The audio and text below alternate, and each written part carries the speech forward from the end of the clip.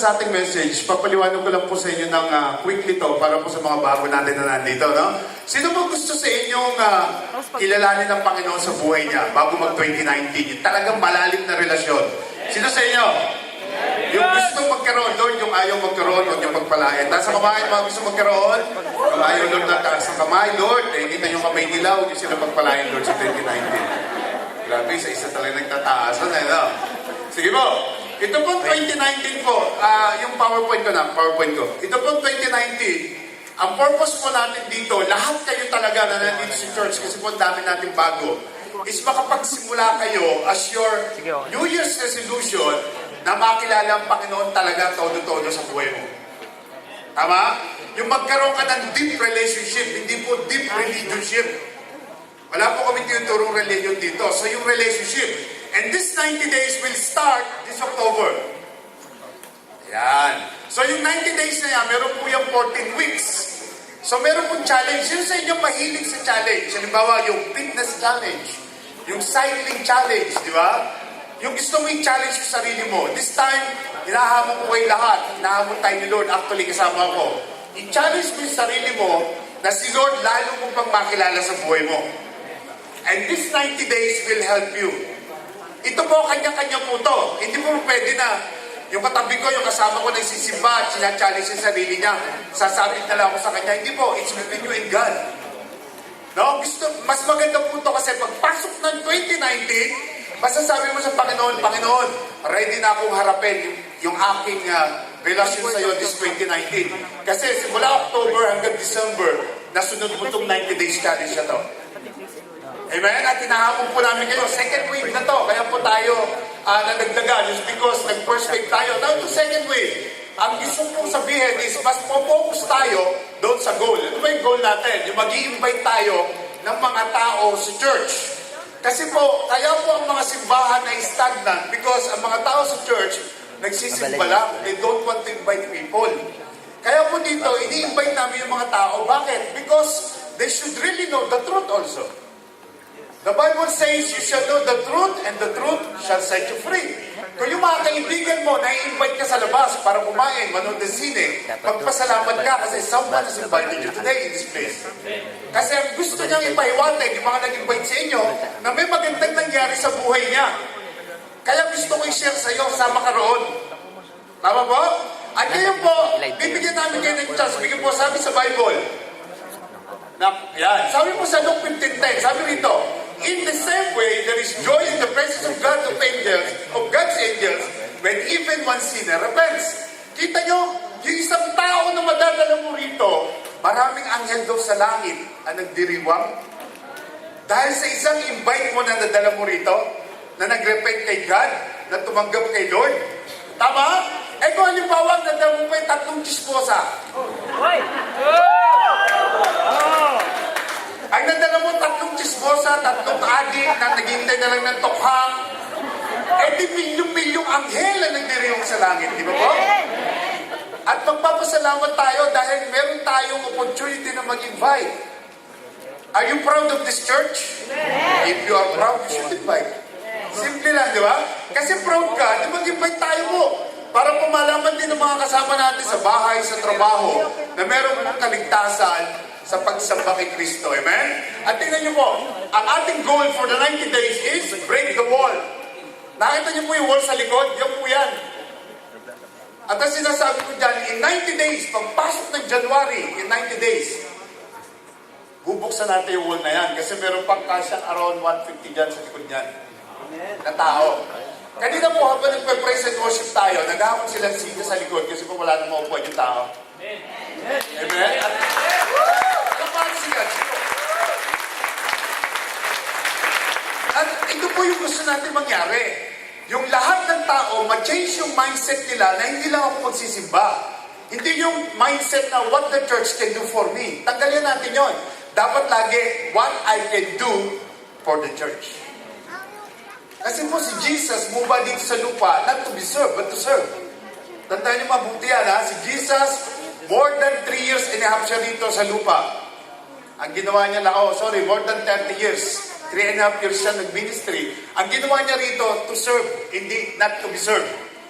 Si Jesus na yon, sinasabi ko. So tayo, ganun din ang thinking natin. Ano yung magagawa ko sa kingdom ni God? Kasi kailangan natin ma-extend yung territory ni Lord dito sa lupa, tama? At by doing this, pinupulfill natin greatest commission.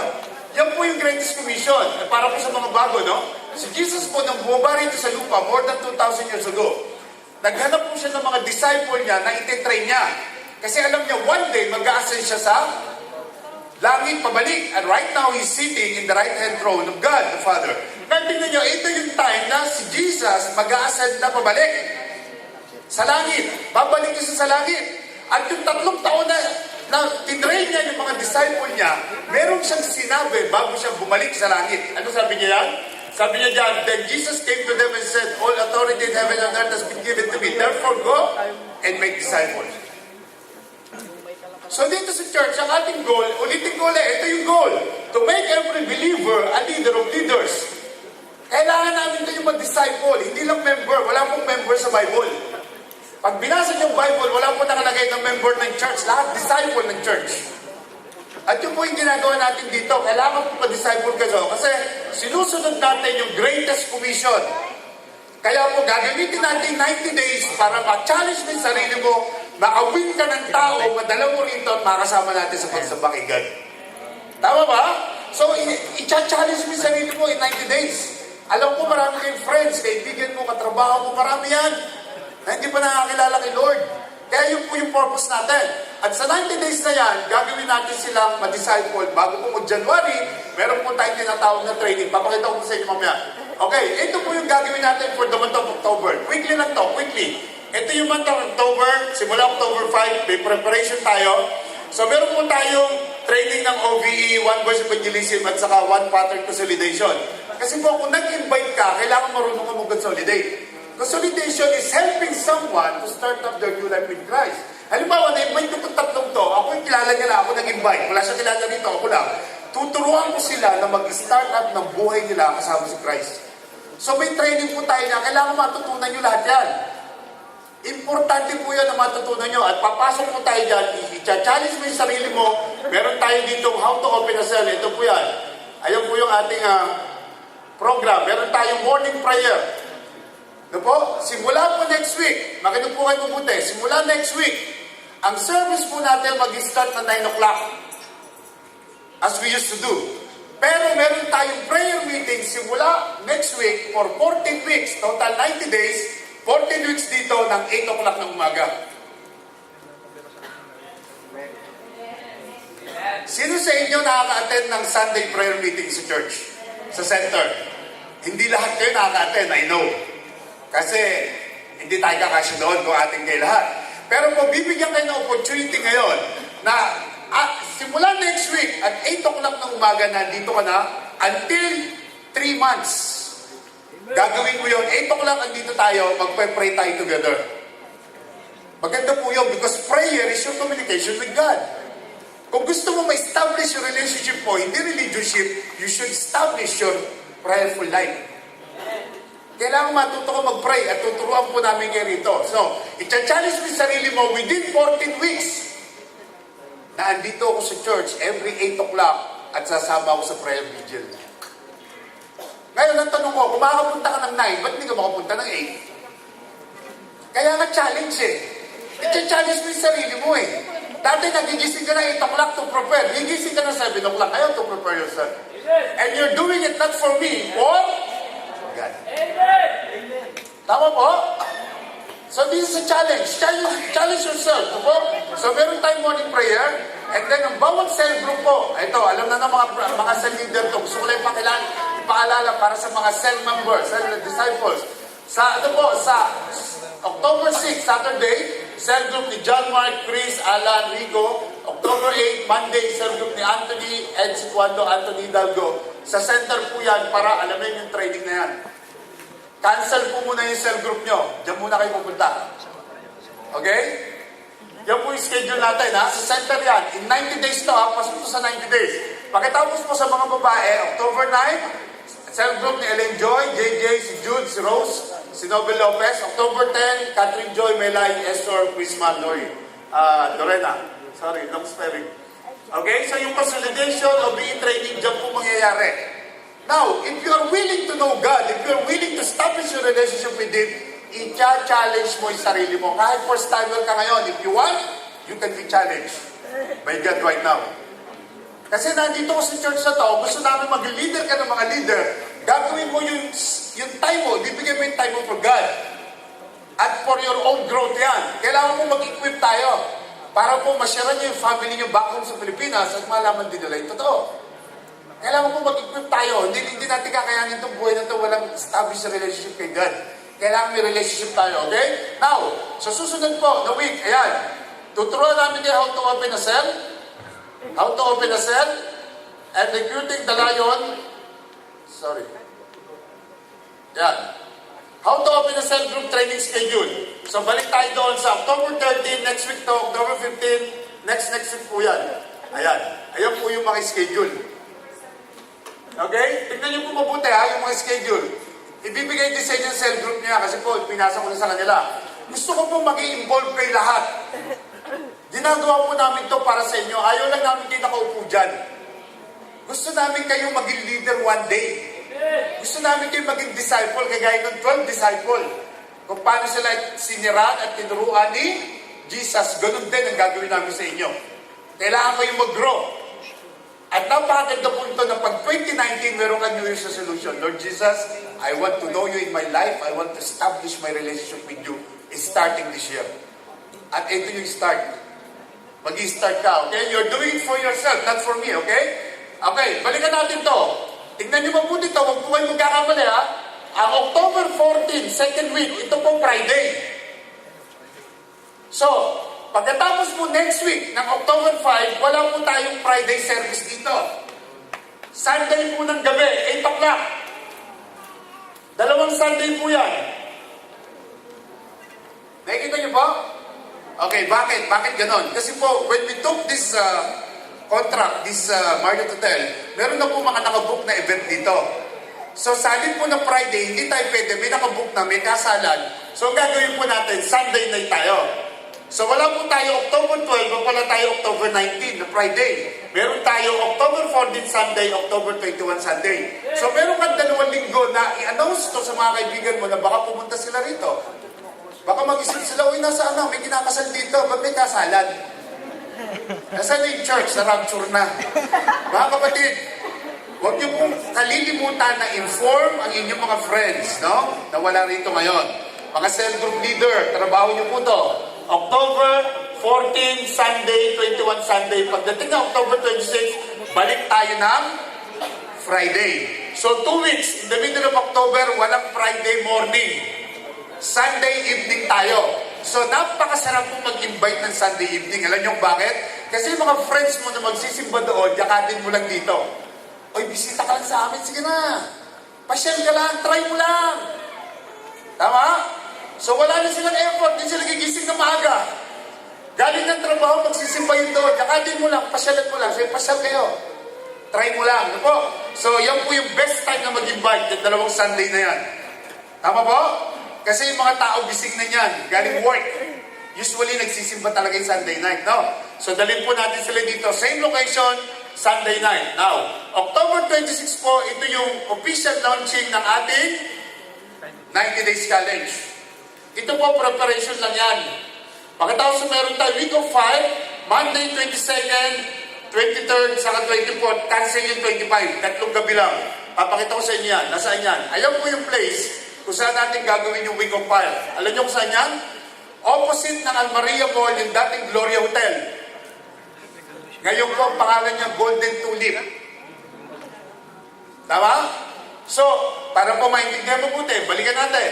Ito po yung October Week of Fire. Meron tayong 3 gabi na sunod-sunod na ang title natin, Cleansing, Healing, at saka Anointing Night. Doon sa lugar na yun, 3 gabi sunod-sunod. Part po ng 90 days yan. So, challenge mo yung sarili mo, darating ka sa lugar na yan.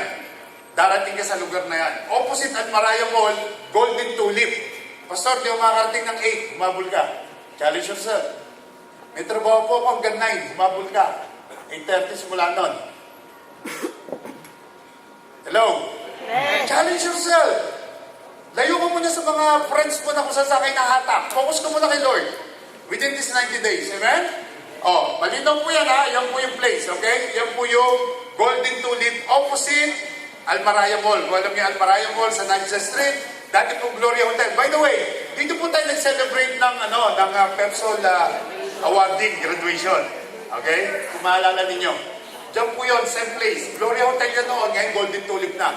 Okay, next. Babalikan natin to. Meron po kayo nakita rin. Yan po yan ha. Yan. Okay, dito po may nakita kayo ng pagdating ng October 21, merong help, bless, serve, show kindness. Ano yung help, bless, serve, show kindness? Okay, kung yung friends mo gusto mong i-invite sa opening ng ating Back to Church Friday ito Back to Church Friday preparation, yung October lang to. Pagpasok po ng November 9, diyan po papasok yung Back to Church Friday natin. So, paano po maka-invite ka? Ngayon pa lang, simulan mo na silang help, bless, serve, and show kindness. Ano ibig sabihin nun? Kapag may co-office mate ako na receptionist, napakasuplada, grabe. Yung receptionist namin, katabi ko sa office, napakasuplada. Ang gagawin ko ngayon, magbabaon ako ng 2 sandwich na chicken sandwich. Sisimulan kong, sis, baka wala kang lunch, yun na yan.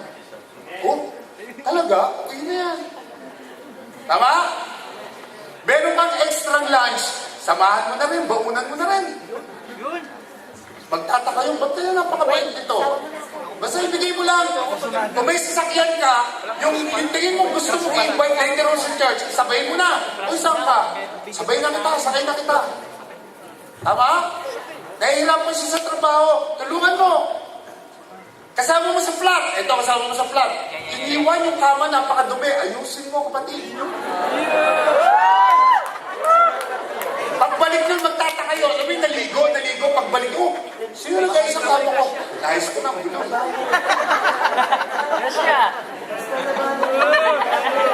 Ha?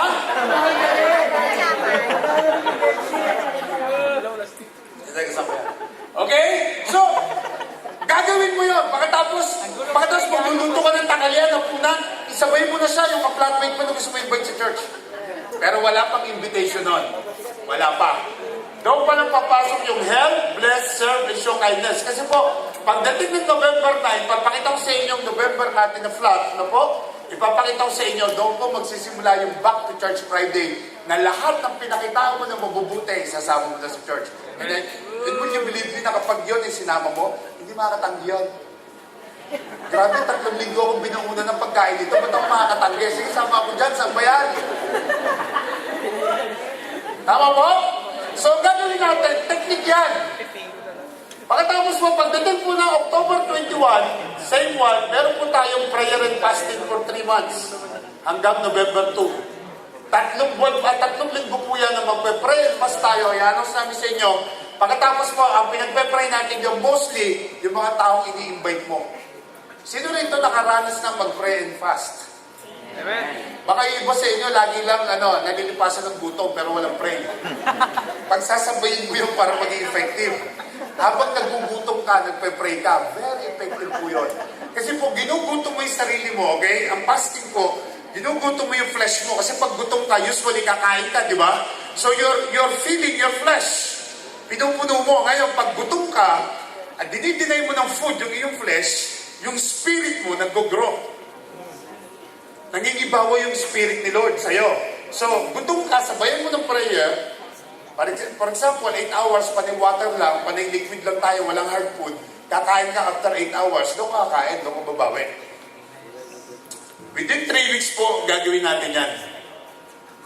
Ngayon, Pastor, hindi ako makakasabay dyan. It's up to you. This is a challenge.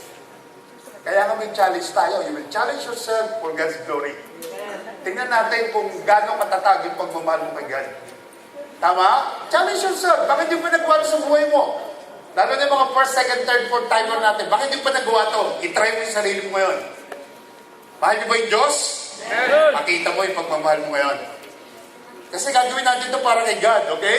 Pagkatapos yan, meron tayo encounter ng January 10, 11, 12, 10, 11, 12. Yan po yung 3 days na ating encounter with God training. Encounter with God na January po, eksakto pagkatapos ng 3 months, papasok tayo dyan. Yan po yung batch, root. Tapos na yung batch, judges. So, bali po, batch number 8 na yan. Sino sa inyo nakapag-encounter na? Taas ang kamay. Yan. So ngayon pa lang, bibigyan mo na ng hamon yung sarili mo, Lord, gusto ko tayong ma-encounter. At sasabihin ko po sa iyo, yung encountering with God is something na ma-experience mo na hindi mo pa ma-experience sa buhay mo. Amen? Patutunayan po yan ng mga nakapag-encounter na. Hindi niyo po maririnig sa pulpito yung mga tinuturo namin doon. That is something na different. Malalaman mo kung gano'ng ka-importante yung cross. Ano benepisyo nito sa buhay mo? Bakit si Jesus namatay sa cross? What benefits you have? Na namatay siya sa cross? Marami po yung malalaman mo lahat doon. Yun po yung encounter natin. Pagkatapos po ng 90 days, pasok tayo sa encounter. So ngayon pala, pagandaan mo yung sarili mo, mga sermon leader, ngayon pala, push nyo na. Yung mga hindi pa nag-encounter sa inyo. Prepare na tayo, prepare na. Kung kailangan nyo po ng letter, nagbibigay kami ng letter, bibigay sa management nyo para magbigyan kayo ng time off. Effective po yun. Bibigyan namin kayo ng letter. Nakasama kayo sa trading, bibigyan sa management para bigyan kayo ng time. Amen po? Amen po ba? Now, at the same time, yung pong dalawang Sunday na pinakita ko sa inyo, dahil wala tayong Friday, tama? Dahil wala tayong Friday. Kasi po, wala tayong Friday no? Kasi Sunday nga yung ano eh. Sunday nga, yan no? Kasi nga Sunday, di ba? Sunday yan, wala tayong Friday. Meron po tayong physical fitness, ito pong dalawang Sunday na to. Sorry, dalawang Friday hapon, doon po sa park, meron po tayong mga kapatiran dito na nagtuturo na Zumba, sa ano yun? Pangalan na? Sister Ida, tayo ko nga, sino pa isa? Nasaan si Sai? Yan, tayo kayo, yan. Yan, ito po dalawang Friday na to, kung alam niyo po yung park, anong park yun? Anong pangalan nun? Zumba. Hello? CJ Park. Ha? CJ Park. CJ Park, hindi CJ Park yun. Sa likod ng ano? Anong park yun? Likod ng ano center. Ha? Lipa. Takurin Park daw, Takurin Park. Sa may Kalipa. Okay. So, basta yun na. Itong dalawang Friday po, na wala tayong Friday, kasi wala naman tayo rito, sa gabi po, at 7 o'clock, nandun po tayo lahat to do some physical fitness.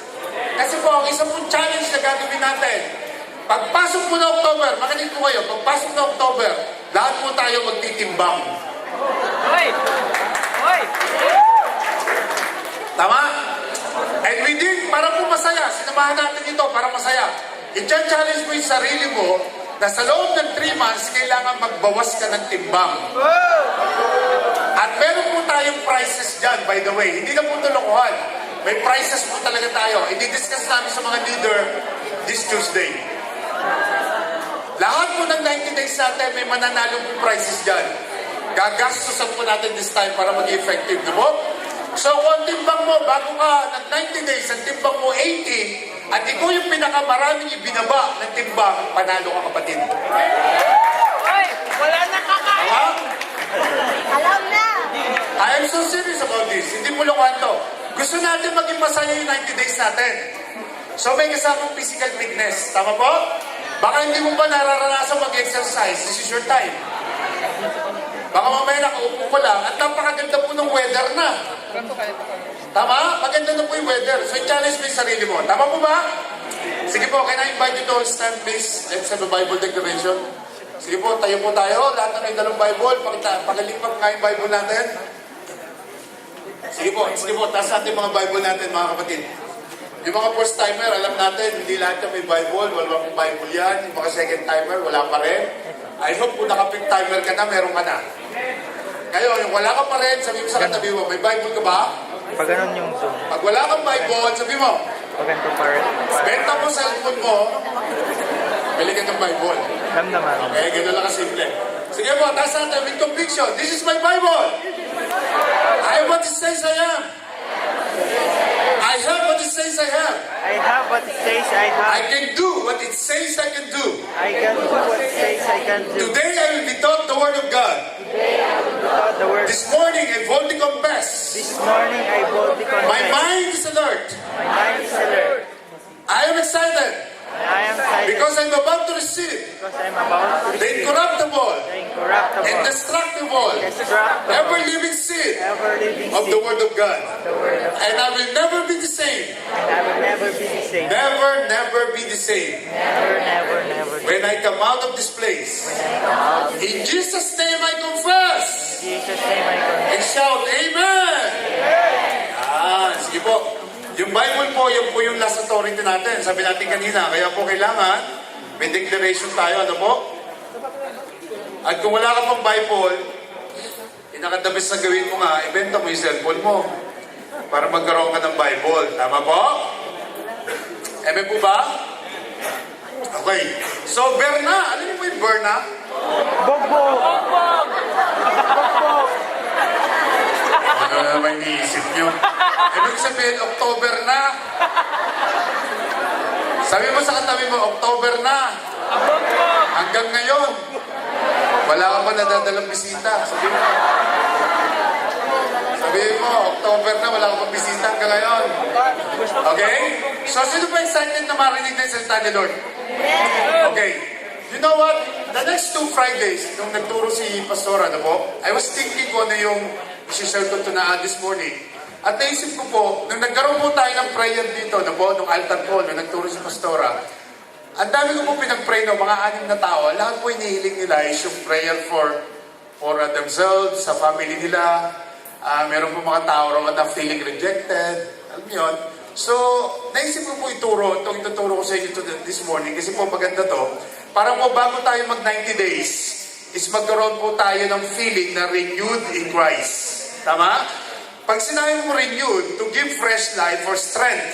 Pag sinabi mo renewed, to revive. Sabi mo nga, to revive. Regenerate. Revitalize. Restore. So, ang simple meaning po nun, to re-establish yung relationship mo with Christ. At dito pong 90 days ito, maganda po simulan natin to kasi po alam ko marami sa inyo worn out. No? So, ang goal ko po this morning, somehow, for you to have more deeper meaning of the gospel or the good news for the Bible. Para po lubos nating maintindihan, okay? Ang tao po kasi, marami po kanya-kanya situation sa buhay. Niniwala kayo doon? Lahat po tayo may kanya-kanyang dinadala sa ating shoulder. No? May kanya-kanya tayong situation sa buhay natin. Maaaring sa family mo, maaaring sa relationship, maaaring sa trabaho. Maaaring may mga sakit, maaaring naghahanap ka ng bagong company para mas maganda kang sweldo, di ba?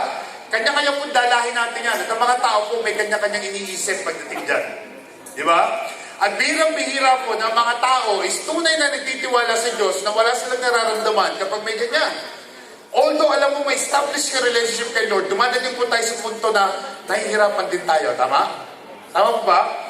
Nahihirapan tayo. Lalo na po yung pag-feel mo na rejected ka. Tama po? Kasi po mga tao, involved sila sa mga K-drama series. Alam niyo yun? Mga K-drama series, no? Yan po, marami pong tao involved dyan. Kaya po ngayon, na narinig mo yung Word of God, gusto ko pong malaman mo na the gospel is not just a solution for man's salvation, but also for every life's situation. Close your eyes, Father in heaven. Sa umagang ito, patuloy kami nagpupuri sa inyo, patuloy kami nagpapasalamat. At dalahin ko, Panginoon, ang inyong banal na Espiritu, ang manguna sa aming Panginoon sa umagang ito. Itago niyo lang ako sa inyong likuran, Lord. At ang inyong salita, ang marinig, ang inyong presensya, ang maramdaman ng bawat isa. Lord, we declare na wala pong lalabas sa lugar na ito na hindi daladala ang answered prayer, Panginoon. I know, Lord God, in my heart na marami po kaming daladala sa aming mga situation sa buhay. Nandito kami ngayon, Lord, para isuko ang lahat sa inyo, Lord God. At maramdaman namin in a way yung presensya nyo sa umagang ito. Kaya po, Lord, sa umagang ito, we cover each one with your precious blood. At dalangin namin na yung inyong banal na Spirit ang gumalaw, mag-minister sa mga tao na nandito ngayon, na sa paglabas sila mamaya, makaramdam sila ng kagaanan, Panginoon. Na maramdaman nila yung pagpapala na nanggagaling sa inyo lamang. Holy Spirit, you're welcome to move in this place. I need you, Lord God, because without you, I am nothing, Lord. Kayo po magturo sa amin sa umagang ito. In the name of Jesus, and everyone will say, Amen. Okay. Now, ang sabi po dyan, ang gospel daw, hindi lang yung paraan para makarating tayo sa langit. Yan din yung paraan para lahat ng life situation mo is marinig ng Diyos at masagot. Tama po? Now, yung itinuri mong best friend mo talaga, no? How many of you here, meron tayong mga best friends sometimes, no? Yung kabeshi mo, kabeshi, yung ka-BBF, no? Yan talaga yung kasama mo palagi, no? Pagkatapos na-invite ka rito, tapos minsan, na-realize mo na yung mga dati mong friends, parang rejected ka na. Tama? Sino sa inyo naka-experience ng ganon? Yung dati mong friends, pagkatapos parang hindi ka na pinapansin, yung group of friends, no? Nagsimba ka lang dito, parang ayaw na nilang pansinin ka. Na-experience yun? Yung parang rejected ka na. At alam nyo ba, hindi lang nangyayari sa mga friends, sometimes sa family mismo. Mga mahal mo sa buhay. Di ba? Mga girlfriend, boyfriend. Yan. Minsan feeling rejected tayo, no? Nagkaroon kayo ng usapan na walang iwanan, pero one day iniwan ka niya. Di ba? Yung best friend mo talaga, lagi mo kasama yan. Pagkatapos nakita mo sa Facebook, nag-travel sila somewhere, may kasama ng iba. Mararamdaman mo yun, masakit, di ba? Kasi kaibigan mo yan eh. Di ba? Sino sa inyo nakaramdam na ng ganon? Yan, no, marami po sa atin nakakaramdam ng ganyan. Yung nagtatantrums ka na. Nagtatampo ka na, nagsaself-pity ka na. Bakit? Kasi yung dati mong kadikit, wala na, may iba ng kadikit. Yung dati mong kabeshi, wala na, tama? Now, my big question sa inyo this morning is, have you ever felt rejected? Naramdaman natin na bang na-reject kahit minsan? Okay? Sa Tagalog, naranasan mo na bang itakwil? Itangge? Ayawan o riwaksi? Tagalog na Tagalog yun. Naramdaman niyo ba yun kahit minsan? Amen? Alam niyo po, just a quick testimony, nung ako po may trabaho pa sa Zahid University, no po, na-realize ko po, napakaganda po ng aming insurance. No po, sobrang ganda po ng insurance namin. Kasi po, si Pastor Grace po, as her testimony last week, nagkaroon po ng heart surgery noong 2009. Talaga pong binuksan yung kanyang puso. No? Talaga pong lahat ng ribs dyan, binukit talaga yan. Yes, bago binuksan, pinalitan po ng bulb yung kanyang heart. No po, yung isang bulb pinalitan. At sasabihin ko po sa inyo, during that time, naglilipat na po ko rito sa Abu Dhabi noon, from Dubai. Palipat na ako ng Abu Dhabi noon 2009. Bago pa lang ako sa company, siguro po 2 weeks pa lang. So, nang pumasok siya sa hospital, nandun kami sa isang company. Ang ginamit ko insurance, yung company yon. Nung lumipat na ako rito, nandun siya sa hospital. Unconscious siya, nung lumipat ako rito sa Abu Dhabi, nandun siya sa hospital. At maniniwala ba kayo na kahit 2 weeks pa lang ako roon, yung insurance sinagot yung 185,000 na bill namin? 185,000 dirhams. Ang binayad lang po namin 30 dirhams sa counter. Ganyan kakapal yung resibo. Ang binayaran ko po 30 dirhams lang. I was so blessed. At na-realize ko po na napakaganda ng insurance namin. Tapos po, nung wala na akong work, no po, kailangan niya po magpa-check up. Bumili lang kami ng insurance to stamp our visa to our passport. Ang dami ko pong pinuntahang hospital. At lahat po yung rejected yung insurance. Alam mo yung pakiramdam na rejected ka? Naranasan niyo na yun? Yung ang dami kong pinuntahan, nagpunta ako sa dati namin hospital, sa counter pa lang, rejected na, hindi rin tinatanggap. Punta ako sa ibang hospital, rejected na rin. Yung maliliit na hospital na hindi namin napupuntahan, rejected din kami. At nalaman ko na insurance namin, possible lagnag lang. Tama? So doon namin nakita na napaka-basic na insurance namin ngayon, na na-realize ko, yung insurance namin dati, napakaganda. Punta ka mo 185,000 dirhams, 30 dirhams lang hiningi sa'yo. So, napakaganda insurance no? Di ba po? At na-realize ko po yun na feeling rejected talaga ako ng mga panahon na yun. Sa dami ko po ng pinuntahan ko pati clinic, hindi po talaga tinanggap yung aming insurance. Pero salamat po sa Panginoon kasi po meron siyang ginagamit ng mga tao rin sa church. Alam ni Lord kung sino-sino yan po. At napakabubuti po nila na ginagamit sila ng Panginoon na hindi lang kami blessed, hindi physically but medically also. Nakakatulong po sila sa amin. Salamat sa Panginoon. Palakpakan niya natin ang Panginoon. Now, kaya ko na sinishare sa inyo because I want to tell you na the worst thing about rejection is masakit kapag ginawa sa'yo. Pero sometimes, kapag ikaw ay nagre-reject, wala kang maramdaman, no? Tama? Pero pag ikaw ang nireject, parang ang sakit, di ba? Nararamdaman mo sa puso mo ang sakit. Nangyayari ba yan? Sometimes, mga pamilya mo mismo, nanay mo, tatay mo, rejected ka. Mga mahal mo sa buhay, rejected ka. Asawa mo, mga anak mo, rejected ka, di ba? Minsan po nangyayari yan. Maybe your CG leader also. Maybe nire-reject yung CG leader nyo. On the same words, yung kayo nagre-reject sa CG leader nyo. Tama? Dapat po hindi nangyayari yan. Di po? O yung tipong middle child ka sa family, no? Narinig mo yung nanay, tatay mo, oy, may lalakarin tayo, lalakad tayo ngayon. Ang ginawa mo, nag-bihis ka na. Sinuot mo yung pampasko mong damit, saka sapatos. No? Sinuot mo na talaga. Tapos yung paalis na, hindi ka pala kasama. Sasabihin siya ng nanay mo na, meron lang meeting dyan sa kusina, pakilinis mo, alis lang kami. Naranasan niyo na maliit pa kayo? Di ba? Yung feeling na rejected ka, mismo mga mahal mo sa buhay. Di ba po? Mahirap po yun. Hindi po maganda makaramdam ng gano'n, di ba? Tapos sometimes, in-invite mo yung friend mo. Kasi meron kayong job interview. Ikaw nakakita sa newspaper. Grabe, nakita mo sa newspaper, may job interview. Sinama mo pa yung girlfriend mo. Halika, sama ka, may job interview. Naghahanap pa sila ng trabaho, parehas kayong busy. Hanap kayo ng trabaho, gusto magpalit ng work, no? May job interview, punta tayo. Pagdating mo ron, nakita mo pa yung naliligaw sa girlfriend mo, nandoon. Pagkatapos, at the end of the day, sila natanggap, ikaw hindi. Sakit, no? Ikaw yung nagyakag, ikaw yung nakakita, tapos sila hide, ikaw hindi. Sino sa inyo nakaramdam na ng gano'n? Sino? Tayo sa kamay. Ano po, honest, please. Yung mga tayo sa ganun lang. Di ba? Pagkatapos yung nililigawan mo, rejected ka, umalis ka na sa church, nireject ka lang. So, ibig sabihin, ang pinupuntahan mo rito, yung nililigawan mo, hindi ang Diyos. Tama, meron po mga kilala din yan. Kaya na si Diyos kasi may crush. Yung nililigawan, nag-crush. Walang nangyari. Yung sinagot, hindi siya sinagot, umalis na. So, ang punta niya rito, yung crush, hindi yung church, hindi yung God. Tama mo? Mali po yung ganon. Dapat po hindi. Nandito ka to know God in your life. Sabihin mo sa katabi mo, last week, ikaw ang topic. Hanggang ngayon, Ikaw pa rin. para ikaw pa rin. Okay. Gusto ko mo sabihin sa inyo mga kapatid, hindi ko kayo pinatatamaan. Wala po akong planong patamaan kayo. Tama? Dahil kayo talaga ang topic ko ngayon. Okay? Wala po akong planong patamaan kayo ngayong umaga, ha? Pero po kayo talaga ang topic ko ngayon. And this morning, I want to show you the symptoms of rejection. Ano ba yung mga symptoms ng rejection? Bato-bato sa langit, ang tamaan, buti nga. Number 1, ano yung mga symptoms ng rejection? Number 1, difficulty admitting you're wrong. Kapag mahirap ka mag-admit ng iyong pagkakamali sa lahat ng sitwasyon, ayaw mo tumanggap ng negative comments, ang mga tao iiwanan ka.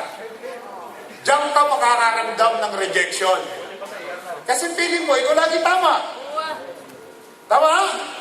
Dapat hindi ganon. Dapat tumatanggap ka ng wrong, yung wrong na tawag dito, yung negative comments sa buhay mo. Pagkatapos tatanggapin mo yung positive, constructive, di ba po? Second, inability to receive constructive criticism. Yan po yan.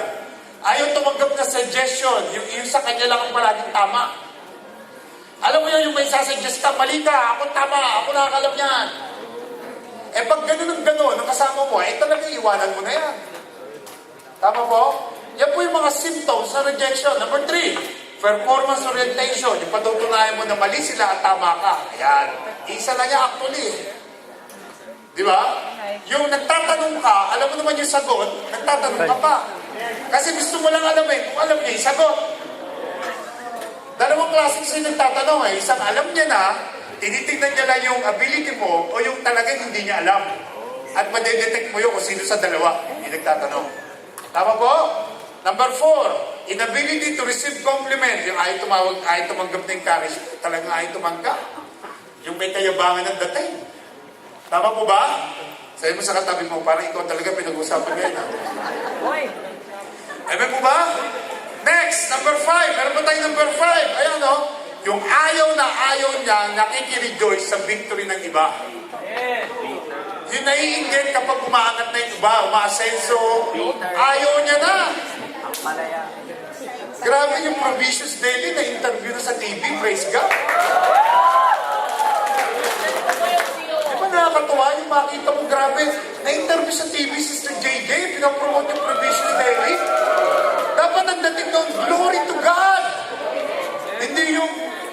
masarap. Hoy! Huwag ka Alam mo yung isa sabihin, hindi naman masarap yan. Sarap pa luto ko dyan eh. Alam mo yun yung, yung crab mentality? Alam mo yung crab mentality? Yung maglagay ka ng mga crab sa planggana, pag umakyat na yung sideline pababa. Alam mo yun? Ganun po, may mga taong ganyan. Yan yung mga symptoms of rejection. Feelings of worthlessness. Yung pakiramdam mo, wala kang silbi. Oh, they are not worthy to do anything. Ito po. Number 7, clingy because of previous abandonment. Yung masyadong possessive, yung tanong kung nasaan ka na. Beshi, nasaan ka na? Hoy, nagigising ko lang. Maya-maya, Beshi, nasaan ka na? Nagsusuklay pa ako. Beshi, nasaan ka na? Nag-aabang ako ng taxi. Beshi, andito na ako sa pinto! Alam mo yun, hindi ka mapakali, tanong ka ng tanong. Social withdrawal, not introvert or shy people. Pero ito yung umiiwas ka sa maraming tao kasi ayaw mong ma-reject. Tama po? Tama po ba? Alam niyo po, meron mga ganyang tao at yan po yung mga tao na very near sa rejection. Okay? Tandaan niyo po, rejection is not something that we can avoid, but something that we can, ano sabi? Overcome. Ang rejection po, unexpected yan to someone. Pero pwede mo i-overcome yan. Kung feeling rejected kami, i-overcome mo kapatid. Kaya mo yan, huwag ka nakakabahan. Tama? Kinakabahan ka lang eh. Alam niyo po, once it happened, you can always overcome it. No matter what symptoms we have right now. Kahit na symptoms meron ka doon sa walong yun. Walang problema. Ngayon na andito ka, ma-overcome mo yan. Tama ba? We can overcome all this rejection and abandonment in our lives. Because sa araw na to, I want you to receive that in Christ Jesus will be renewed this morning. Kung feeling ka rejected, si Lord makakatulong sa iyo para i-overcome yung nararamdaman mo. But before we go ahead, how many of you are present last Sunday's prayer meeting sa center? Sino sa inyo nandun sa center last Sunday? Hindi lahat kayo, no? Bakit hindi kayo nakakapunta ng Sunday? Ha? Ano oras tatapos yung work? Ha? 10 p.m.? You're forgiven. How about others? 11? Wow, pinagabi talaga no? Forgiven ka rin. Yung iba?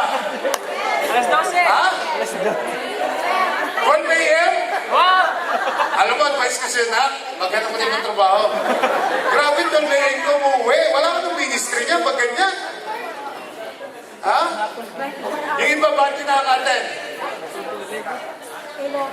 Ha? Sa disyerto. Ano raw? Night duty. Okay, so pag trabaho po, wala tayong reklamo dyan. Kasi trabaho po yan, kailangan natin. Amen? Pero kung natatapos ka ng 8 o'clock, sumabol ka naman. Oh, ayan, may nagre-reklamo na. Okay? Maintindihan ng Panginoon yan, okay? So last Friday, napakaganda po ng topic, identity theft.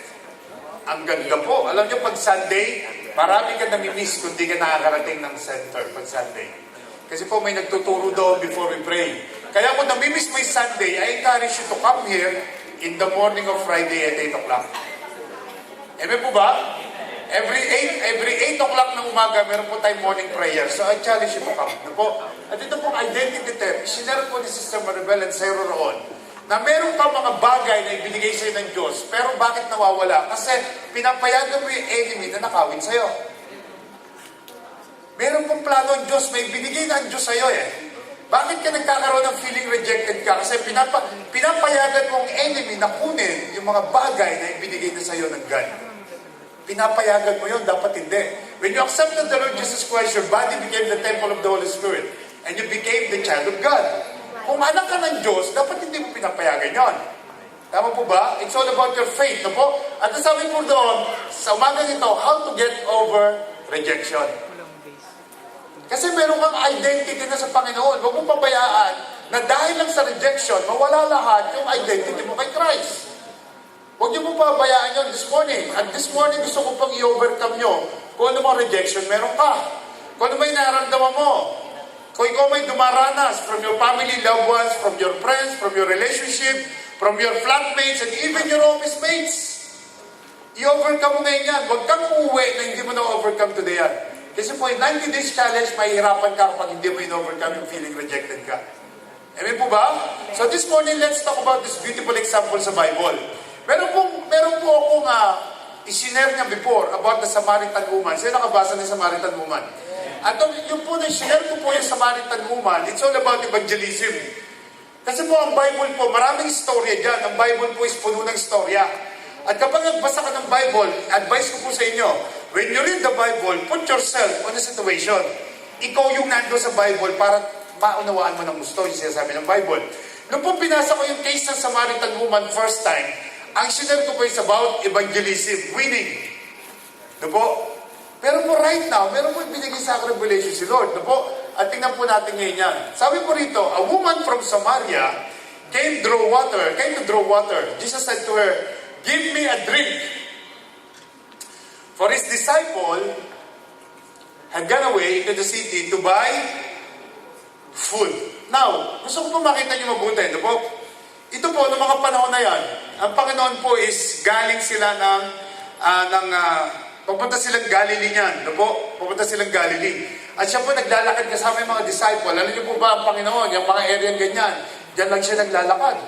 Wala po siyang Nike shoes. Hindi siya sumasakay ng air-condition na sasakyan. Tumatawid siya ng mga bundok at dagat. Sumasakay sila ng dagat, bundok. Para lang mag-share ng gospel, bare chinelas lang ang suot niya. Pero nagagawa ng Panginoon yun.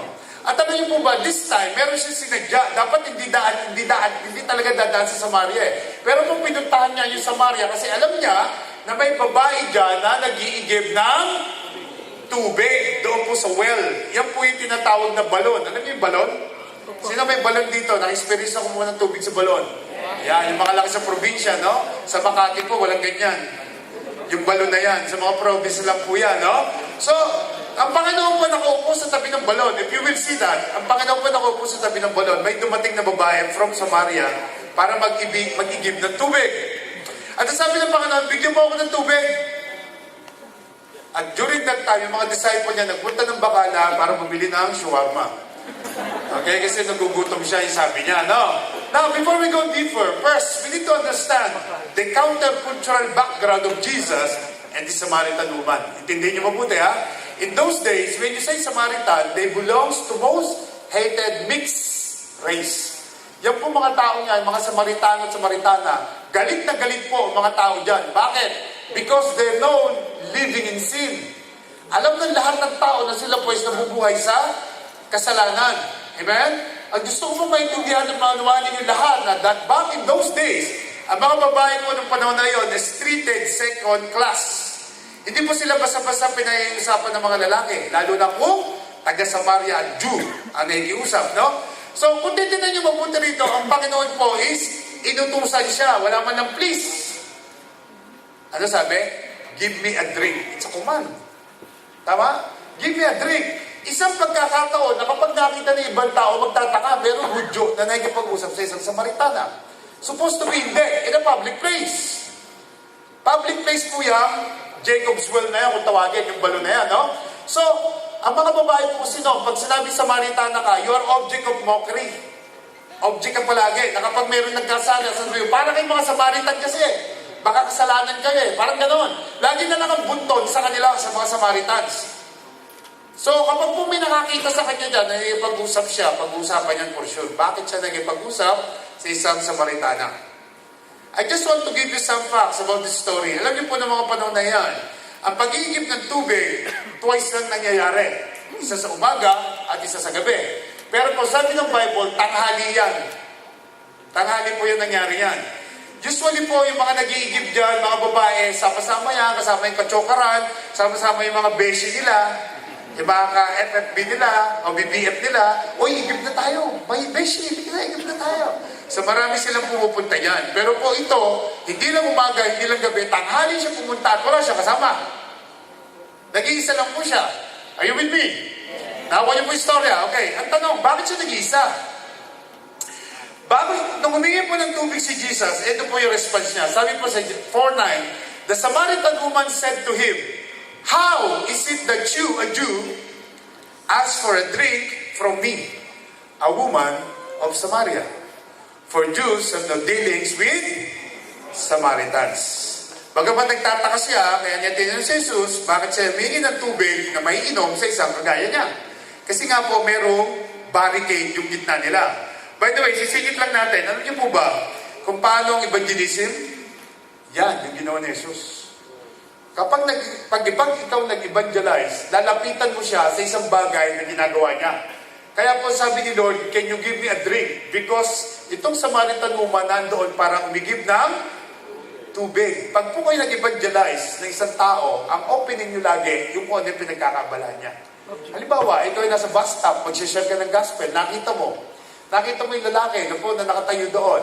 Ang pasok doon, "Brad, kabayan, anong bus sasakyan mo?" Kasi nag-aabang siya ng bus eh.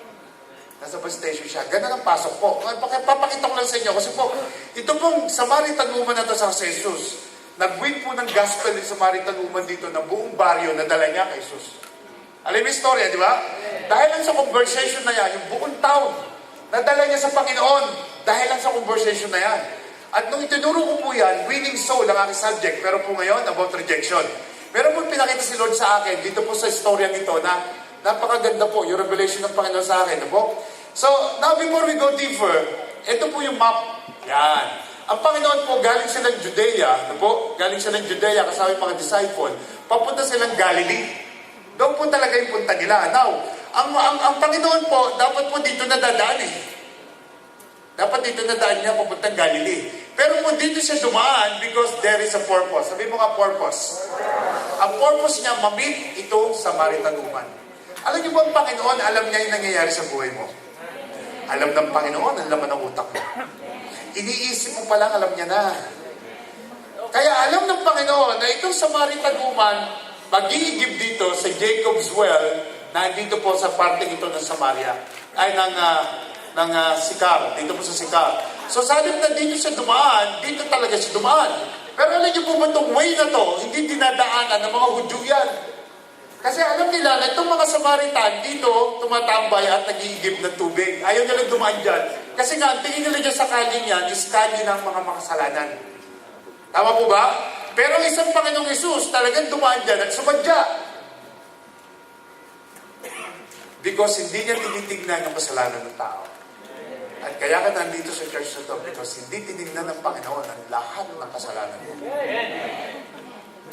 Sabi ng Biblia, hindi niya lang kinalimutan, hindi niya lang pinatawad ang kasalanan mo, kinalimutan niya pa ang lahat ng iyong mga pagkakasala. Amen? At ang nangyari po dyan, sige po, palampakan si Lord, sige palampakan. Tingnan nyo, ang nangyari po rito, ang Panginoon po talaga sinadya yung babae niyo na nandoon because there is a purpose. Sabi po rito sa John 4:35, so he left Judea and went back once more to Galilee. Now, he had to go through Samaria. So he came to a town in Samaria called Sychar, near the plot of ground Jacob had given to his son Joseph. Alam niyo po yung had? He had. Ano ibig sabihin ng had? He had. Ano ibig sabihin nun? Ibig sabihin, intentional na gusto na po pumunta roon. Tama? Intentional po ng Panginoon pupunta doon talaga sa Samaria. Specifically doon sa Jacob's well. Talagang gusto niya sadyain itong babaeng ito. Tama mo ba? Hindi sila dumadaan dyan usually, yung mga Hudyo, pero talaga pong dumaan ng Panginoon dyan. Diba? Now, but, here comes Jesus na talagang dyan sa Samaria daan. Now, intentionally yan, ha? Please repeat after me, intentionally. Pag sinabi mo kasing had, intentionally yan. Intentionally, one more time. For the Samaritan people and Samaritan woman, pag i-meditate mo yung verse na yan, yung verse na yan mismo, alam ng Panginoon na may gagawin siya at may ibubunga yung gagawin niya. Alam niya na madadala yung mga taga-town ng Samaria sa paanan niya during that day. Kaya siya sumadya dyan. Nakuha niyo po ba ako? Now, gusto kong sabihin sa iyo, kaya ka nandito sa church na to because alam ng Panginoon na mayroong mga tao sa paligid mo na kailangan madala sa paanan niya. Paano ko ma-reach? Yung mga first timer na nandito, paano ko ma-reach yung mga friends sila? Hindi ko naman sila kilala. Ang may kakilala nun, ikaw. Kaya kung magpapatuloy kay Lord, yung mga friends mo, makakilala rin kay Jesus. Mawawala rin yung religion nila, ang establish din nila, relasyon. Amen po? Napakalinaw ko na sinabi ng Bible na you will not reach heaven if you have religion. Kailangan mo na relasyon. Hindi mo kailangan na religion. At yung mga friends mo, gusto rin ng Panginoon na madala yon para makipagrelasyon sa Kanya. At kaya po tayo dumadami because yung mga friends mo, nadadala mo na. Tama mo ba? Amen. Tama po? Nadadala mo na yung friends mo, dumadami tayo. At yung mga friends mo na nadala, magdadala rin sila. Kasi yung mga friends mo, nakakilala ng friends nila, hindi mo kilala, sila nakakilala ron. Nakuha mo ba? Ituturo ko po sa inyo invitation, culture of invitation. Nakikita niyo po kung paano dumami yung church sa Book of Acts. Dahil po sa invitation. At ang Panginoon po nagdi-design yan. Tayo po lahat gustong gamitin ng Panginoon for a purpose. Pero nasa iyo yun kung papayag o hindi. Tama po? Kung gusto mo magpatuloy, pwede yung gamitin ni Lord. Kung ayaw mo, nasa iyo yan. Pero yung chance na mga dito ka at marinig mo yung plano ng God, yun na yun. I will tell you, yun na. No po? At sabi po rito, tingnan nyo, Jesus accepts you no matter who you are. Kahit na sino ka pa, kaya kang tanggapin ng Panginoon. Imagine the 12 disciples, kung sino yung mga yon, mga normal na tao yun, nakagaya mo. Tama? Tanggap ni Lord yan kahit sino ka pa. Tingnan mo yung katabi mo. Tanggap ni Lord yan, kapatid. Hoy! Tama? Kahit na ganyan yung tsura niya, tanggap ni Lord yan. Hindi. Tama mo ba? At God is not biased, ha? Hindi siya namimili. Hindi niya pinipili yung mga nag-aaral, hindi niya pinipili yung may kaya sa buhay, hindi niya pinipili yung may itsura, yung mapuputi lang, yung mga bata pa, hindi. Whatever age, whatever itsura na meron ka, ang gusto ni Lord, kilalanin mo siya sa buhay mo. God cares for everyone. Gusto ko makita nyo, no? So the God who knows our worst is the same God who loves us the most. Kahit alam niya na meron ka ng mga nagawang pagkakasala, kahit sinaktan mo siya matagal ng panahon, alam ng Panginoon yon, pero mahal ka niya. Period. Mahal ka ng Diyos. Gusto ko malaman mo yan. Amen po? Hindi ka i-reject ng Panginoon. Tandaan mo. Sa mundong ito, puno ng iwanan. Walang forever daw sa mundong ito. Pero sa Panginoon, may forever. Tandaan niyo palagi. Kapag ang Panginoon minahal mo, hindi ka i-reject niya kahit minsan. Kahit sino ka pa. Kahit ano pang kasalanan ang ginawa mo. Amen po? Hindi ka i-abandon ng God. Walang abandonment kay God, diba? Handa kang tanggapin siya, handa kang tulungan siya, tulungan ka. Tama po ba? He promised I will leave you or not forsake you, di ba? I will never leave you and forsake you. Yun po yung sabi ng Panginoon.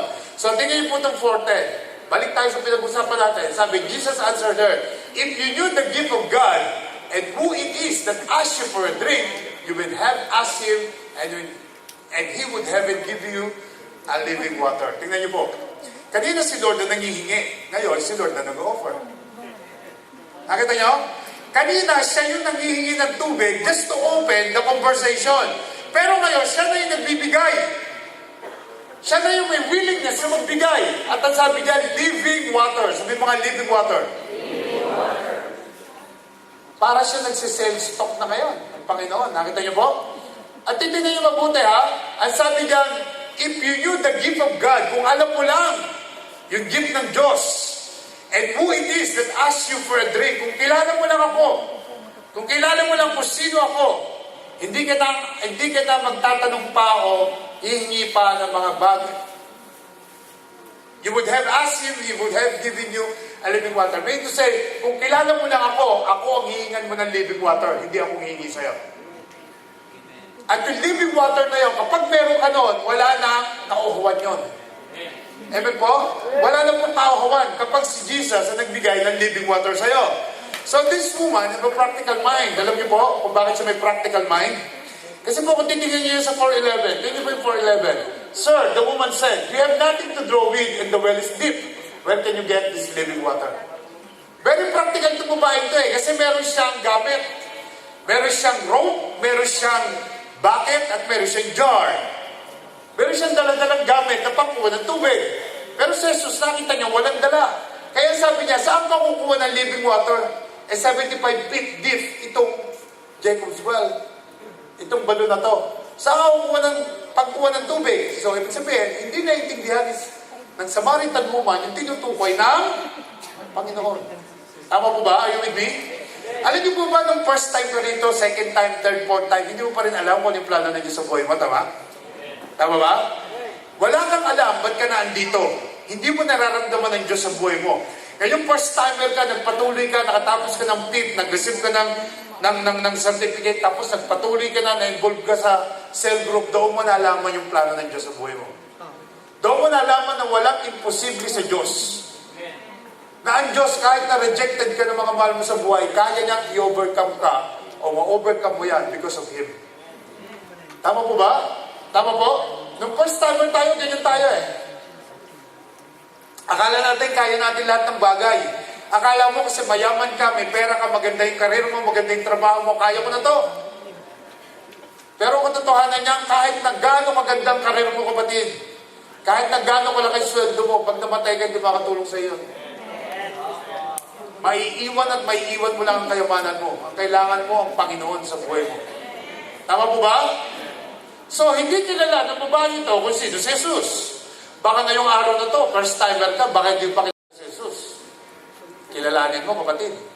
Kasi po, more than 2,000 years ago, sadly, napakarami pong tao nag-reject kay Jesus. At alam niyo po ba, hanggang ngayon, ang dami? Hanggang ngayon po, napakarami mga tao nagre-reject sa Kanya. Kasi po, ang alam nila, ito, sabi ko dito, are you greater than our father Jacob? Ang alam niya kasi, si Jacob, yung mga grandfather nila noon, ang alam niya, sila yung mga great. Hindi talaga nila kilala si Jesus as Messiah. Kaya tinanong niya, are you greater than our father Jacob, who gave us the well and drank from itself, as did also his sons and his livestock? Jesus answered, everyone who drink this water will be thirsty again. Sinasabi niya, lahat ng iinom dito sa balon na ito, mauuwi.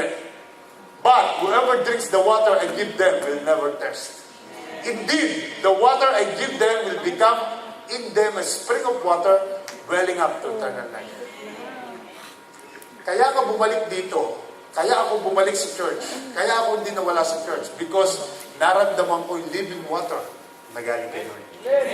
At kung ikaw second, third, fourth, fifth, kaya ka na dito because naramdaman mo na in your first time na pumunta rito yung living water na pwedeng ibigay ni Lord sa buhay mo.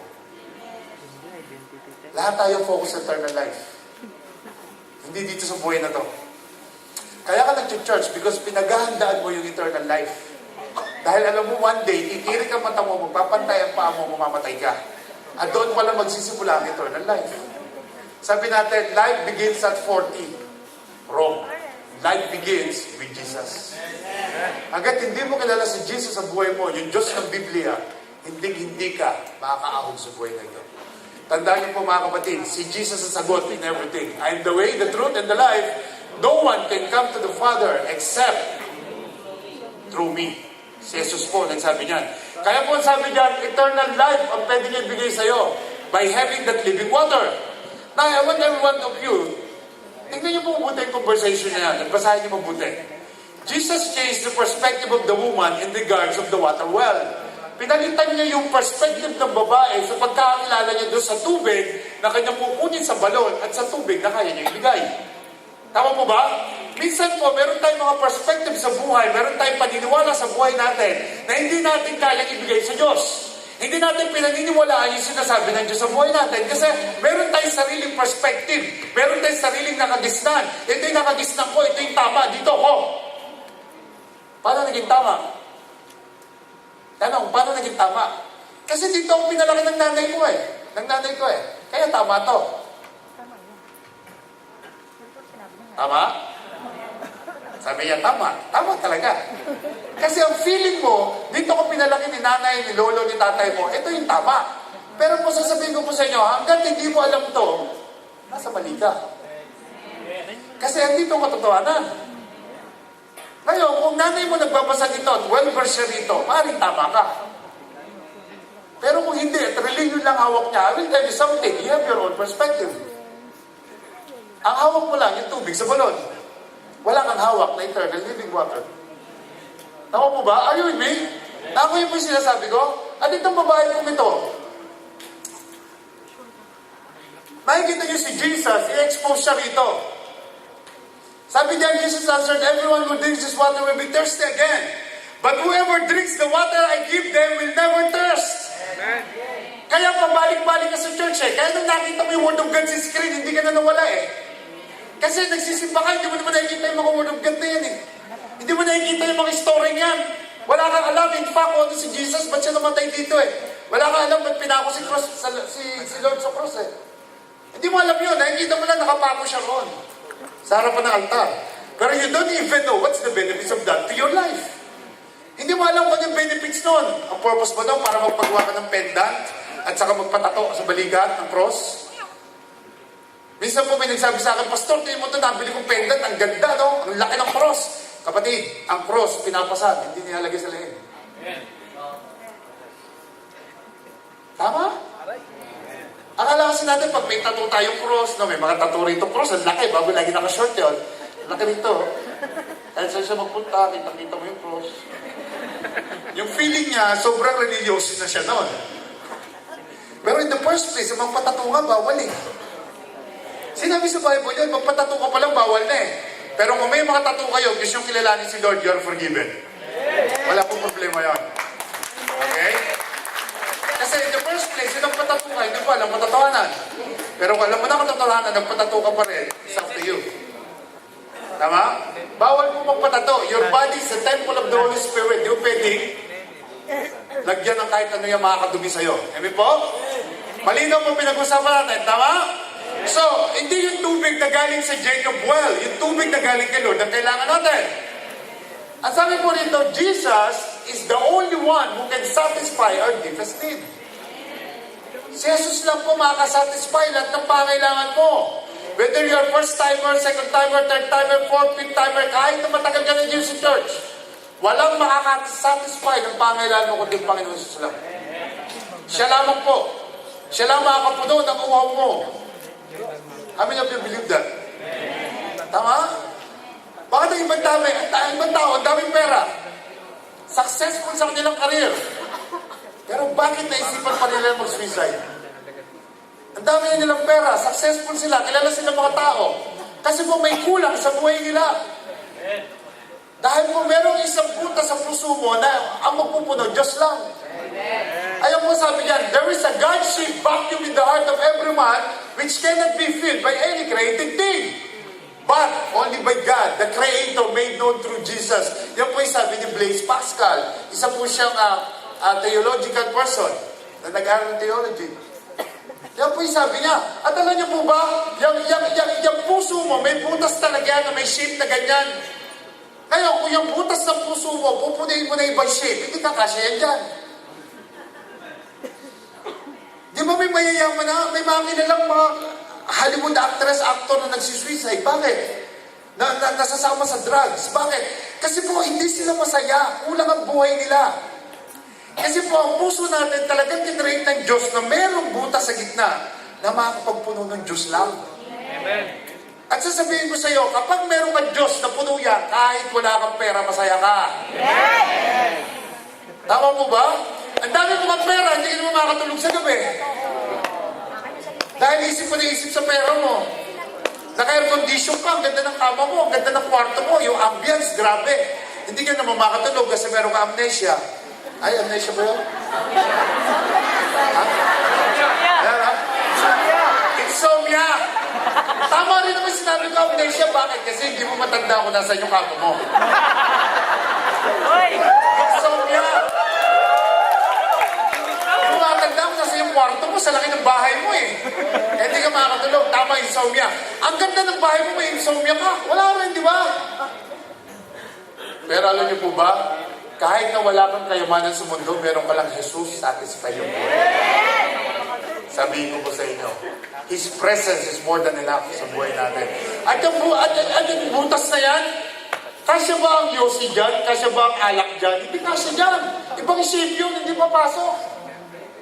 Kasya ba yung mga karaoke bar dyan? Na pagpunta mo sa karaoke bar, masasatisfied ka? Hindi. Tama? Kasya ba yung black label dyan at saka yung mga friends ko, kakasya ba dyan para masatisfied buhay ko? Hindi. Si Jesus lang ang magbibigay sa'yo para po matakpan yung butas na yan at kasisiya mo. Tama po ba? Amen. Tama po? Yes. Kasi po hanggat hindi na pupuno yan, hindi ka talaga makakasatisfy. Yung bang latest na iPhone X saka yung Note 9, makakapuno ba dyan? Yung mga latest gadget, kasya kaya dyan sa butas na yan? Hindi po mapupuno. Hindi po magkakasya, hindi po yung nasagot dyan. May pera na ako, pastor, million na. I will be the happiest person in the whole world. Hindi rin. Kahit na may milyones ka, kung wala kang Jesus, useless, kapatid.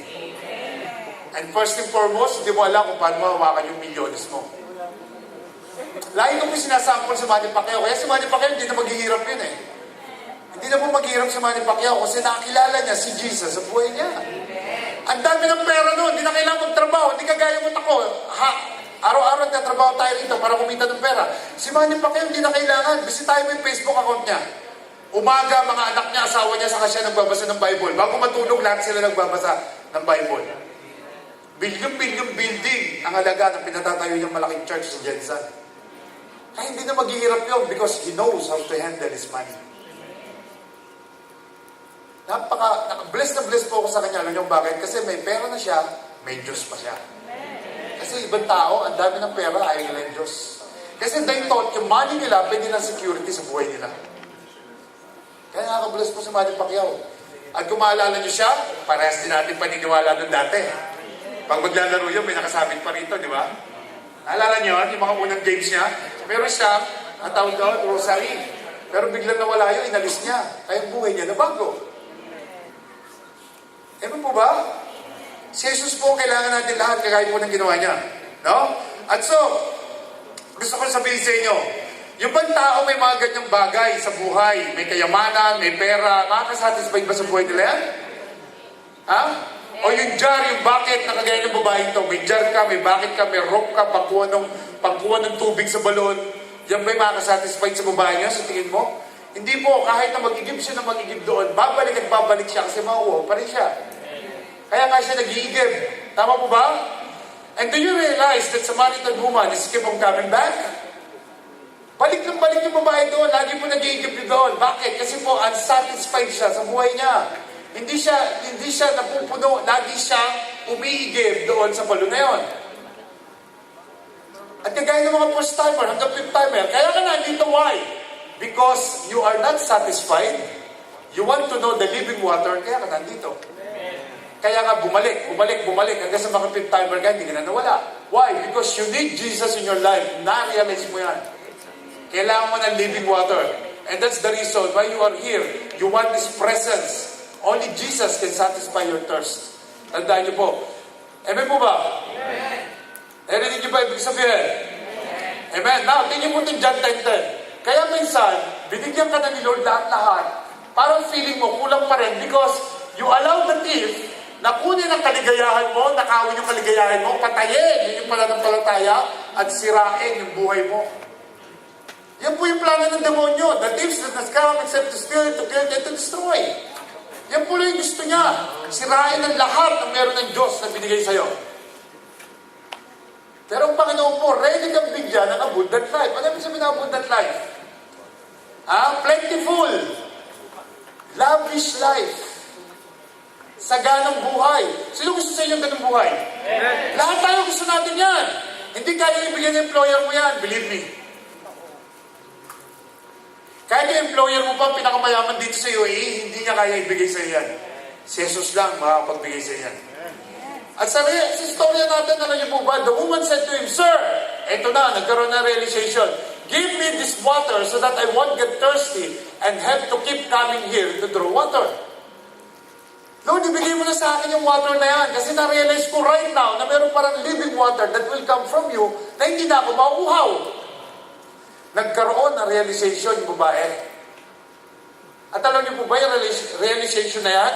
Kung talagang tatanggapin niya si Lord, siya yung unang-unang magkakaroon ng dewa connection sa bahay niya. Only water. Pwede pa siya magnegosyo kung gusto niya. Siya lang magkakaroon. Hindi na siya mag-iigib dyan. Magkakaroon siya ng connection sa bahay niya. May gripo na. Hindi na siya babalik dyan. Amen po ba? Nakuha niyo ibig sabihin? So ito na, tingnan niyo po. Sabi po rito, He told her, go, call your husband. Tingnan nyo ha. Kanina pinag-usapan nila yung topic, yung water. Ngayon tingnan nyo, biglang nabago yung topic. Sabi, go, call your husband and come back. I have no husband, she replied. Jesus said to her, you are right when you say you have no husband. The fact is you have had 5 husbands, and the man you know have is not your husband. What you have just said is quite true. Bakit po kanina pinag-usapan nila water? Humingi siya ng water, isa lang nag-alok ng water, bakit biglang nakambyo? Naging buhay niya na ang pinag-usapan. Does it make sense, right? Bakit may biglang pagbabago ng topic? Dito po pumasok yung revelation ni Lord sa akin. Alam niyo pa sa mga panahon na yon, ito po yung part ng storya. Tingnan mo buti. Brother Alan, can you go now with the... Alam niyo po, ito yung part ng story na maganda. Dito po pumasok yung revelation ni God sa akin. Alam niyo po ba ng mga panahon na yon, kapag ikaw na immoralidad ang buhay mo, babae, na nakita ka nag-asawa o adultery or immorality yung buhay mo, alam niyo po ba mga babae noon pinapatay by stoning? Are you with me? Ilalagay ko sana yung picture ng stoning pero pangit tignan sagwa So, stoning po is yung babae na nagkasala, ilalagay ka sa kanto ng pader at lahat ng mga tao, babatawin ka hanggang mamatay ka. Isipin mo yun yung unang tama ng bato sa ulo mo, sa mukha, sa dibdib, kahit saan. Hindi ka mamatay mo, tilti yun. Kapag ang babae no, nakita na nakikipag adultery o merong immoralidad na buhay, yun po ang parusa. Are you with me? Pero tingnan niyo po itong story ito. Nakalibang asawa na siya, hindi siya na-stone ulit. Bakit? Kasi po, this is a case of rejection. This is a case of rejection. Tingnan niyo po yung case na yan. Rejection po ang case na yan. Hindi po immorality, but instead, rejection. Kasi po, if you will check through the history, during those days, lalaki lang ang pwede mag-divorce. At kung immorality yan, dapat na-stone to death na siya. Sa second time pa lang. Nakalimang asawa na siya at nakasama niya ngayon, hindi niya pa asawa. So, ano ibig sabihin niyan? It was a case of rejection. Rejected siya sa una, rejected siya sa pangalawa, rejected siya sa pangatlo, hanggang panlima. So, imagine niyo kapatid, yung feeling na someone rejected. Na hanggang itong kasama mo ngayon, nakalima-anim ka na, rejected ka doon sa 5. Kaya tinanong ko kayo, sino sa inyo naka-feel na ng rejection sa buhay niya? Hindi po ganun kadali ang ma-reject. Di bali kung ikaw magre-reject. Pero kung ikaw ang i-reject, yun po'y mahirap. This woman was definitely looking for securities or satisfaction sa buhay niya. Di makakita siya ng kapartner niya na masasatisfied niya. Yung kapartner niya na magbibigay ng satisfaction sa kanya. Hindi niya nakita yun sa 5 asawa. Are you with me? And it could be na tama ako. Siguro namatay. Solid yan. Namatay siguro yung 5 kapartner niya. A fire has been reported in this building. Can somebody check that please? Verify Baka napindot lang yun. for further instruction. Notify and to At alam niyo po mga kapatid, kung isang babae na nakalimang asawa na, kasi ang case niya rejection, just imagine if you're the girl, if you're the woman. Na naghahanap mo ng security, kaya nung nakita mo ang Panginoon dito sa world at binigyan ka ng something na tingin mo mag-overcome sa iyong satisfaction, yun po yung ginawa niya. Kaya nga pupunta siya doon sa town, ikinuwento niya sa Jesus sa lahat. Namatay yung unang asawa, siguro, rejected sa pangalawa, pangatlo, pang-4, pang-5. Imagine that. Anong klaseng buhay meron itong babae ito? At kung widow ka during those days, hopeless and helpless ang situation mo. Ng mga panahon na yun. Now, let's forward a little bit. Can I go to music team, please? Sabi po dito sa John 4, 28-30. Then, leaving her water jar, the woman went back to the town and said to the people, "Come, see a man who told me everything I ever did." Could this be the Messiah?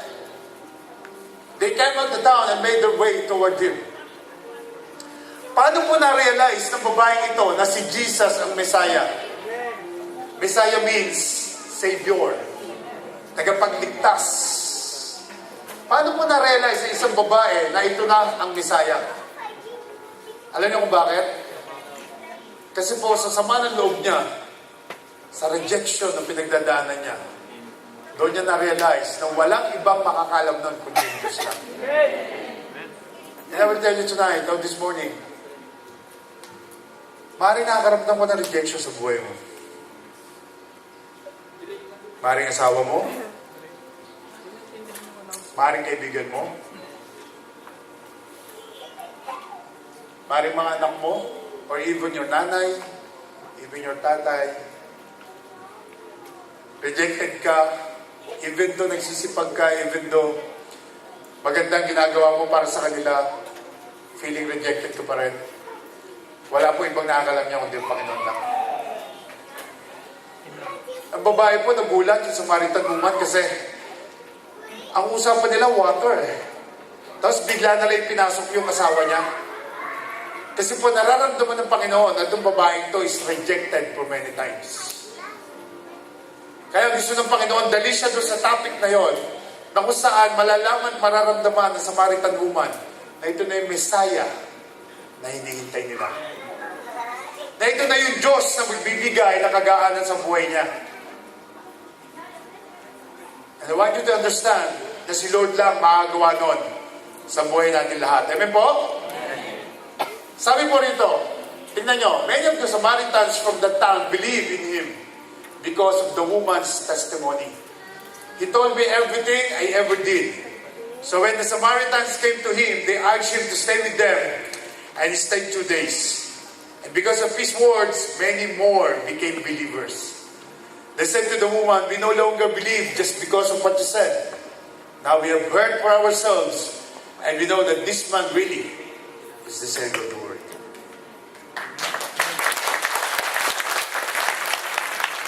Alam niyo po, si Jesus po, hindi lang Savior of the world.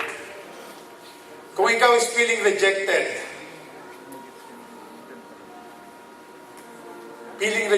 ka sa buhay mo right now, I will tell you something. It was a setup. Paano yung sinabi setup, Pastor? Kasi po, from the very beginning, na isang babae makikilala sa Diyos at buong taon ng Samaria nakakilala sa Diyos. Listen to this, church. Kung feeling rejected ka, could it be your rejection in life is a setup by the Lord today for a greater purpose? Amen. Hindi kaya yung pagka-rejection na naramdaman mo ngayon is set up ng Panginoon para magkaroon ka ng much greater purpose sa buhay mo? Amen. That your rejection are designed to God to accomplish mighty deeds in your life. Hindi kaya ang plano ng Panginoon, kaya ngayon nandito ka, at naramdaman mo yung rejection sa buhay mo is para maging simula yan, para magkaroon ka ng mas magandang purpose sa buhay mo. Tama po? That your insecurity will be shipped to Him and will use for you, family, for your loved ones, for your friends, for your office mates. At sasabihin ko po sa inyo this morning, the Lord is ready to give you the chance to have an abundant life. Ready po ang Panginoon. Tandaan mo kapatid, rejected ka man ng family mo, ng friends mo, even ng mga kasama mo, tandaan mo, ready si Lord na makarecover ka ngayon. Kaya ibigay ng Panginoon sa iyan for you to get over to rejection. At para mangyari yon, sa araw na to, kalilimutan mo lang. Si Lord ang bibigyan mo ng focus sa buhay mo para po mas lalong maayos ang buhay mo. Anyway, kung tutusin, hindi naman problema ang rejection dapat. Ang problema lang is paano ko magre-response sa dinadaranas mo rejection. Amen. Tama po ba? Paano ka magre-response doon sa rejection na dinadanas mo? Kasi kung rejected ka ba sa mga tao sa paligid mo, ang Panginoon may plano sa'yo. Hindi kayo re-reject ng Panginoon. In fact, the Word of God says in 1 Peter, as you come to Him, a living stone rejected by man, but in the sight of God, chosen and precious ka. Tama po ba? Rejected ka man sa mga tao, rejected ka man sa nanay, tatay mo, rejected ka man sa mga kaibigan mo. Sa Panginoon, hindi ka rejected. Chosen ka at precious ka sa mata ng Panginoon. In fact, bakit? Kasi po, mismo ang Panginoon rejected one day. Sabi po rito, He was despised. He was despised and rejected by mankind.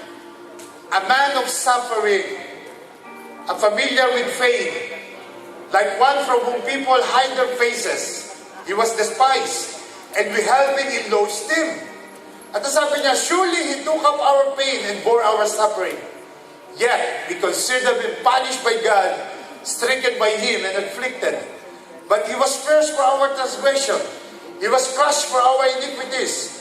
The punishment that brought us peace was on Him. And by His wounds, we are healed. Alam niyo mga kapatid, tayo nga po tayo lahat. Alam niyo po, sa umagang ito, gusto ko makita mo na yung verse na yan, na nagsasabi, ng Panginoon mismo na reject. Ang Panginoon mismo rejected. Ang Panginoon mismo rejected ng mga panahon na yan. Pero nag-feeling rejected siya, ginawa niya na ma-reject because of you and me. Gustong maramdaman ng Panginoon yung sistema ng rejection. At na-reject siya mga kapatid for us to have an eternal life.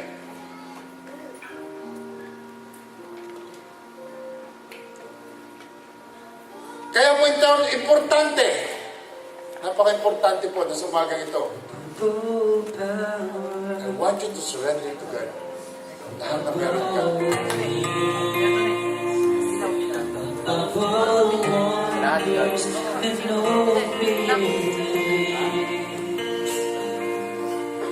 Above all wisdom and all the ways of men, you were here before the world began. Above all wisdom, Sige everyone, I want you to worship God right now.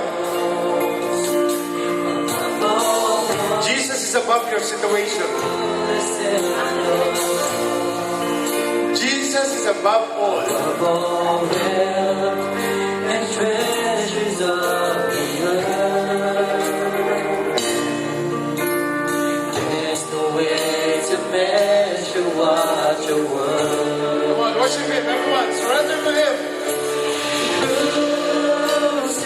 Crucified, laid behind a stone, you lived to die, rejected and alone, like a rose trampled on the ground.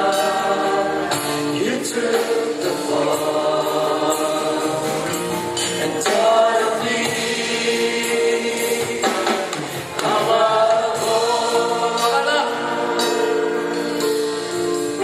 Kung pakiramdam mo sa oras na to, your loved ones has been rejected you, your friends has been rejected you,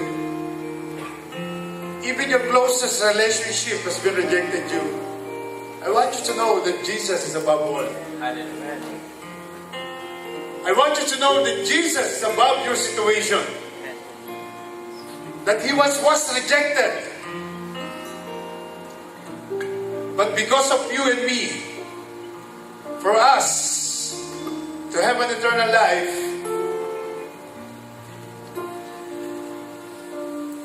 mas pinili niya maging rejected para maka-overcome tayo lahat. Amen?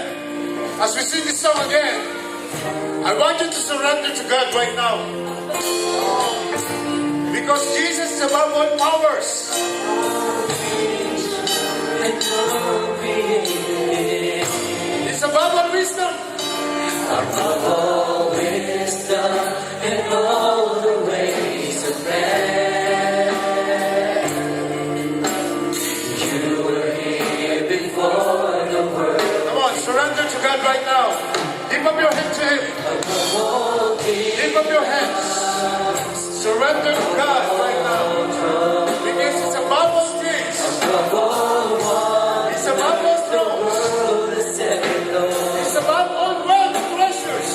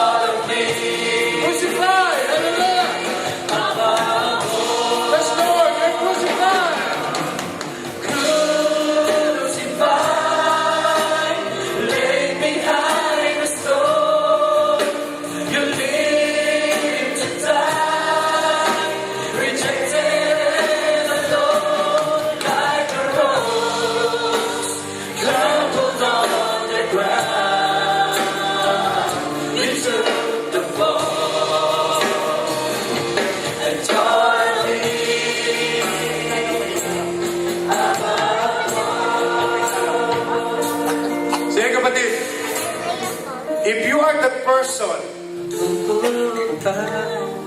na nakakaramdam na rejection. O ano man pinagdadaanan mo sa buhay mo right now. Whatever is it. The song sings, the Lord is above all. Nahihirapan ka financially, the Lord is above all treasures of wealth. Nahihirapan ka to restore back your relationship, He's above all nature, He's above all created things.